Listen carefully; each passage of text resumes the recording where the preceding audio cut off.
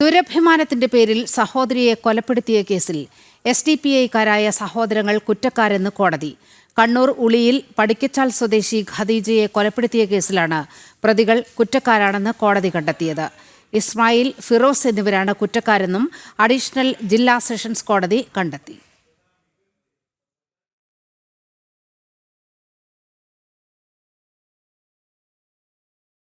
ഖദീജയുടെ സഹോദരന്മാരും SDPI പ്രവർത്തകരുമായ ഇസ്മായിൽ, ഫിറോസ് എന്നിവരെയാണ് കോടതി കുറ്റക്കാരായി കണ്ടെത്തിയത്. 2012 ഡിസംബർ 12-നായിരുന്നു സംഭവം.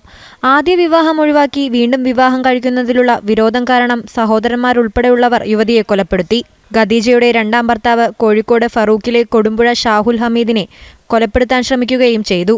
ഷാഹുൽ ഹമീദുമായി സ്നേഹത്തിലായ യുവതിയോട് ബന്ധമൊഴിവാക്കാൻ പറഞ്ഞെങ്കിലും പിന്മാറിയില്ല. ഇതിലുള്ള വിരോധമാണ് കൊലയ്ക്ക് കാരണം.